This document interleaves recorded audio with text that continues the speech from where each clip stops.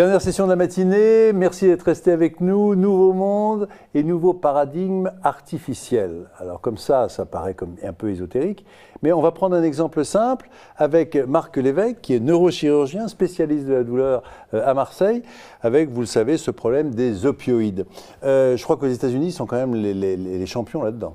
Ah ben c'est un drame sanitaire, hein. Même Trump l'a reconnu, à peu près 72 000 morts en 2017, l'équivalent d'une guerre du Vietnam, hein, du côté américain, c'est-à-dire, bon, si on donne d'autres images, l'équivalent d'un A380 qui se cracherait tous les 3 jours. Donc un drame sanitaire national, sans compter près de 27 000 naissances d'enfants qui naissent avec un syndrome d'abstinence néonatale, c'est-à-dire qu'il faut leur donner de la morphine à la naissance, parce que les mamans sont accros. Donc un drame national, avec des prévisions qui envisagent jusqu'à 500 000 morts dans les années à venir. Donc, bon, rassurez-nous, en France, on n'est pas à ce stade-là quand même. Non, en France, en valeur absolue, il n'y a rien, Dieu merci, rien de comparable. En revanche, il y a quand même des tendances qui sont préoccupantes avec, on estime là, ces dernières années, le nombre d'overdoses par opioïdes prescrits qui a été multiplié par 3.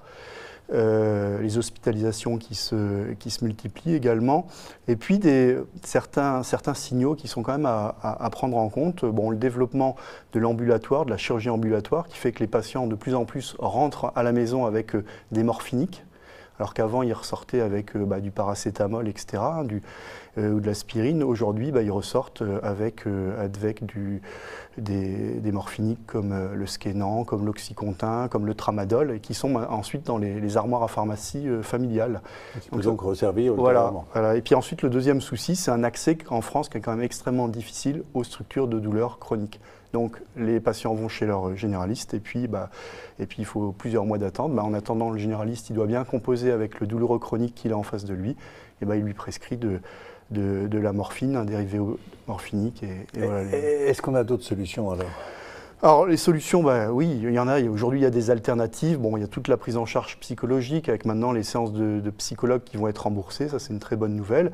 Et puis, on a en fait au niveau technologique, les techniques de neuromodulation qui arrivent vraiment à maturité, que ce soit la TENS, c'est-à-dire ces électrodes qu'on colle sur la peau pour diminuer les douleurs chroniques de hanches, de genoux, et puis la stimulation médulaire. Alors je crois que vous êtes venu avec le matériel.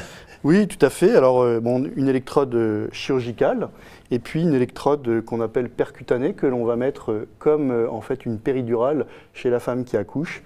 Tout ça alimenté par un neurostimulateur. Et le neurostimulateur va diffuser un courant, et c'est ce courant qui va venir brouiller la douleur et couvrir la douleur par des sensations de fourmillement agréables.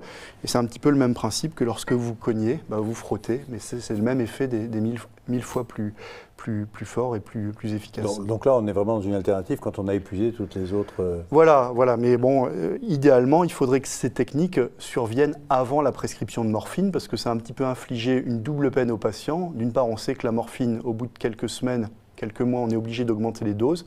On perd en efficacité, voire ça augmente la douleur. C'est l'hyperalgésie induite par la morphine. Et puis, il y a le risque de la dépendance, qui est quand même assez important.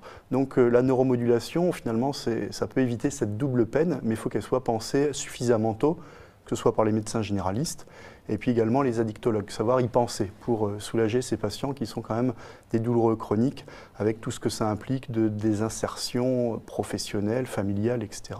Donc aujourd'hui, la technologie arrive vraiment à maturité.